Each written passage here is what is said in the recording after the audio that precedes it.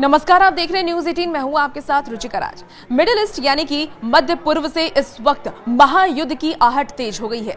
बदर अब्बास पर हुए हमलों से बौखलाए ईरान ने अब तक की सबसे बड़ी जवाबी कार्रवाई का दावा किया है। अब ईरान की सबसे ताकतवर सेना IRGC ने दावा किया है कि उन्होंने बदर अब्बास के पास हुए हमलों के जवाब में क्षेत्र में मौजूद एक अमेरिकी सैन्य एयरबेस को निशाना बना करके भारी गोलीबारी की है।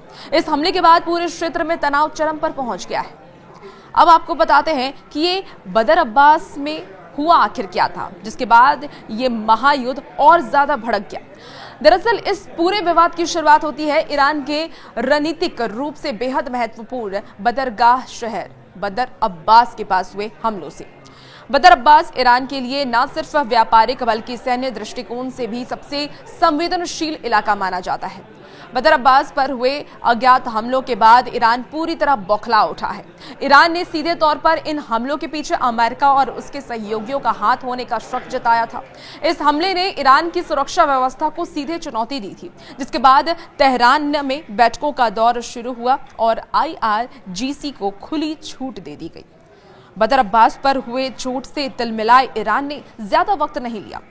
IRGC ने आधी रात को एक बड़ा ऑपरेशन शुरू किया, जिसका मकसद सीधे अमेरिकी सेना को दहलाना था।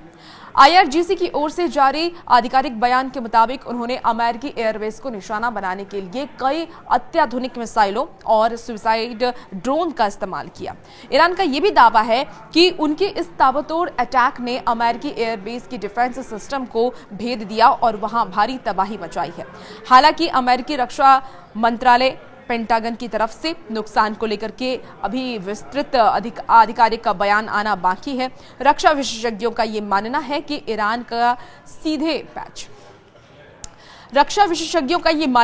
ईरान का सीधे अमेरिकी सैन्य ठिकाने को निशाना बनाना इस बात का संकेत है कि अब दोनों देश सीधे टकराव की स्थिति में आ चुके हैं। बदर अब्बास पर हमले को ईरान ने अपनी संप्रभुता पर हमला भी माना था।